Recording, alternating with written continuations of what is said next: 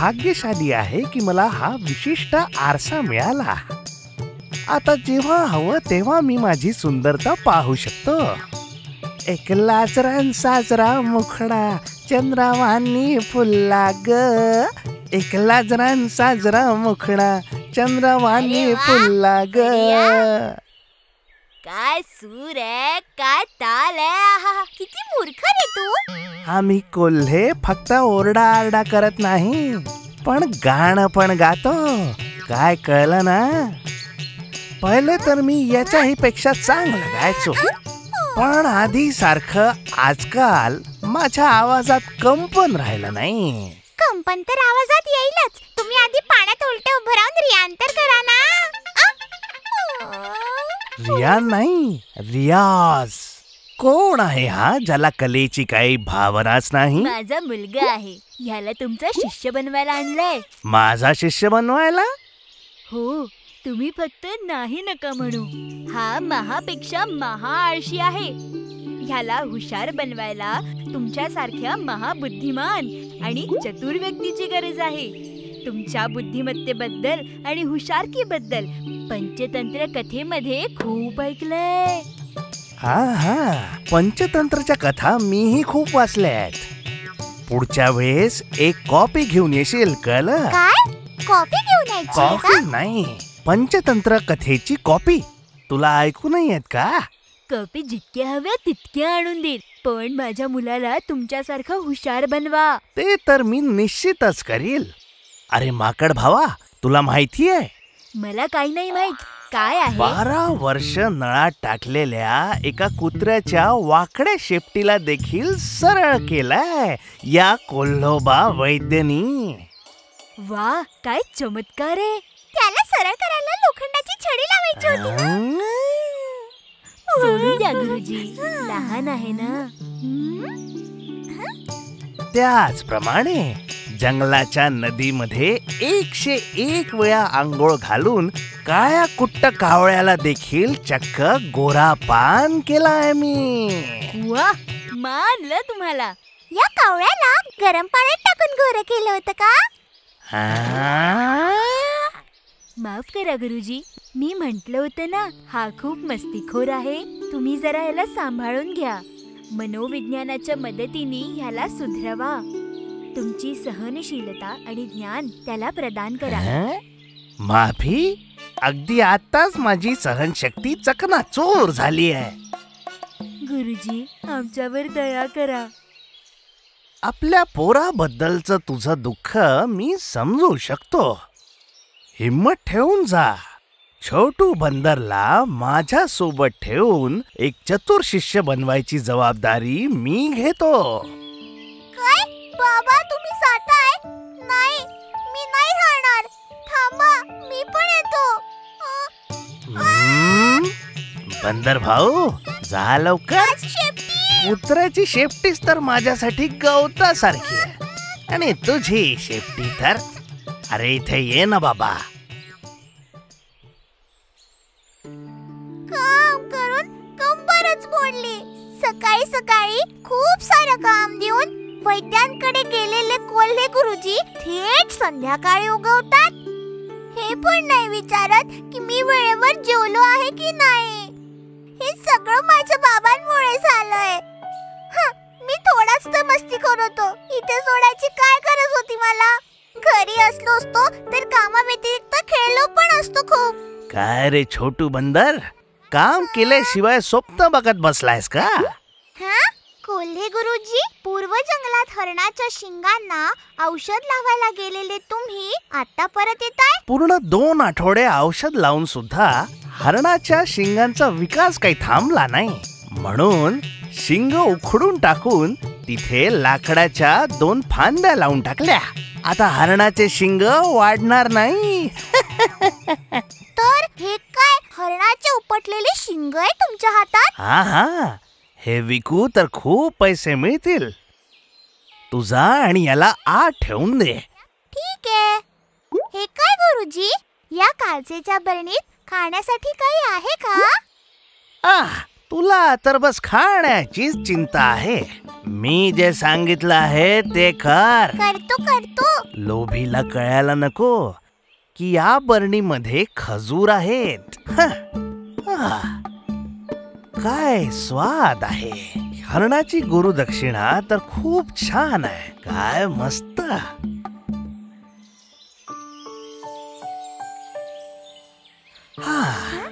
किती गरमी आहे.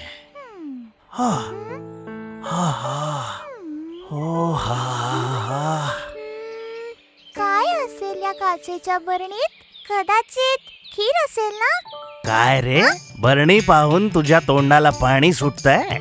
या काचेच्या बरणीत काय आहे? तुम्ही आतापर्यंत मला नाही सांगितलं. ते तुला का जाणून घ्यायचंय? ही एक वैद्यशाळा आहे. मी इथे कितीही आणि काहीही आणून ठेवेल. समजला? समजलं, पण त्या बरणीत काय आहे कळलं नाही. जेवढं समजतं तेवढं समज. कळलं? माझ्या सगळ्या कामाच्या गोष्टी तू एका पिशवीत ठेवल्या का? ठेवलं. पकड ठेवलं का? काय पकोडे? पकोडे नाही, पकड. काय मूर्ख आहे हा. अरे, मी तर दाताच्या त्रासाने त्रस्त वाघांकडे चाललो आहे. कदाचित पूर्ण दातच काढावा लागेल.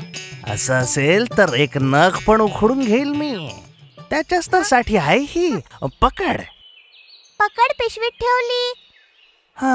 तर मी आता येतो. वैद्य गुरुजी, वाघाकडे जाताय त्याआधी मी जाणू इच्छितो की त्या काचेच्या बरणीत काय आहे. तुझ्यामुळे मी त्रस्त झालो आहे बेटा. त्यात विषाची बीज आहे.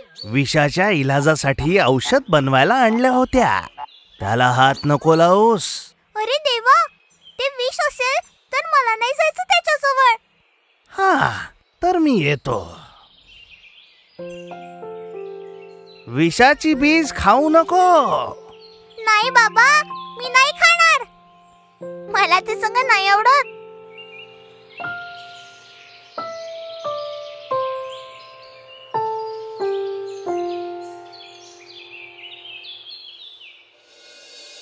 वाघाचा दात उपटल्यावर गुरुजी परत घरी येऊन जातील.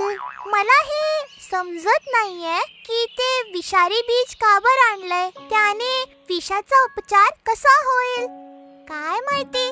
काही पण असू दे, झाकण उघडून ते विषारी बीज मी तर पाहूनच राहीन.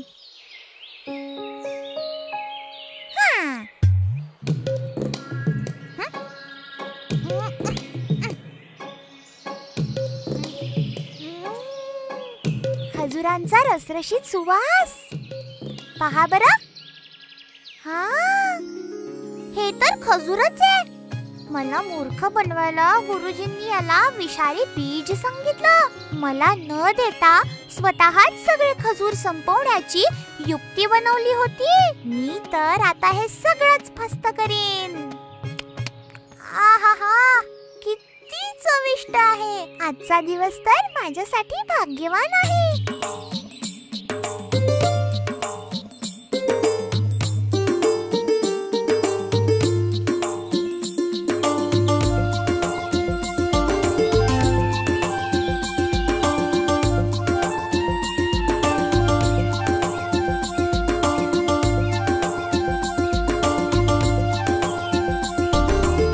La la la li la li la la li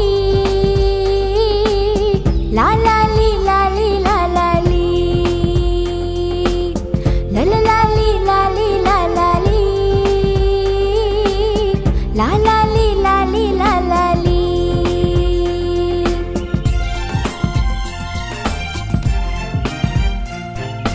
गुल आहे गुल गुलाबचे फळ. आन आहे आन अनारचे फळ.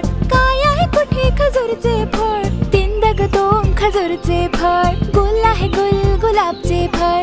आन आहे आन अनारचे फळ. काय आहे कुठे खजूरचे फळ. तिंदग दोन खजूरचे फळ. ला ला ला ली ला ली ला ला ली ला ला ली ला ली ला ला ली ला ला ला ली ला ली ला ला ली ला ला ली ला ली ला ला ली.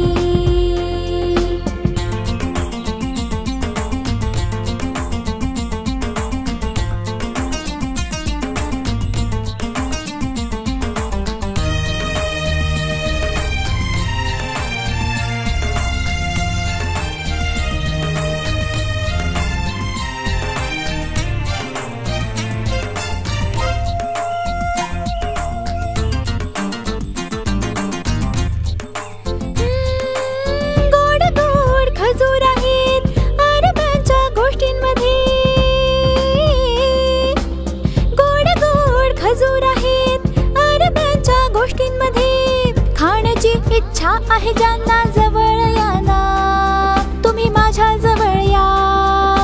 फस्त करूया मन भरून, काळे खजूर हे मन भरून.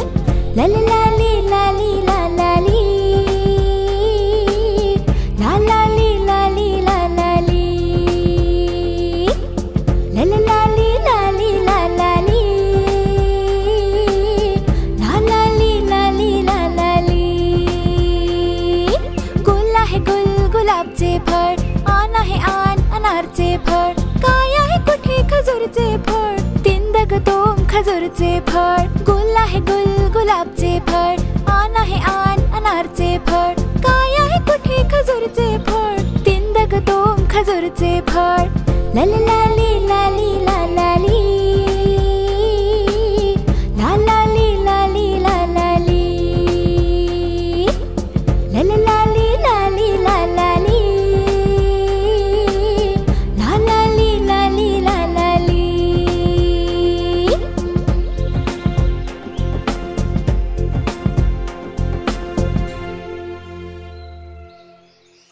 सगळे खजूर खाऊन संपवले.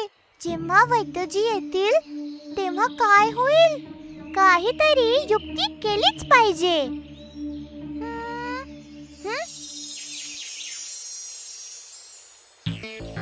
वा, कोल्हे गुरुजींचा खास आरसा. याच्यासोबत काहीतरी काम करू.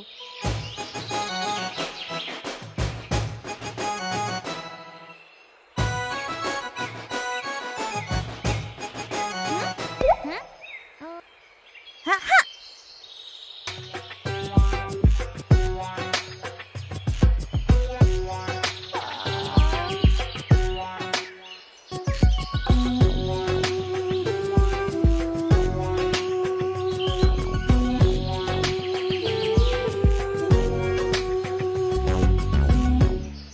छोटू माकड, छोटू माकड. ओ, आता कुठे गेला हा छोटू माकड? हा, याला काय झालं? छोटू माकड, छोटू माकड, बेटा डोळे उघड बेटा.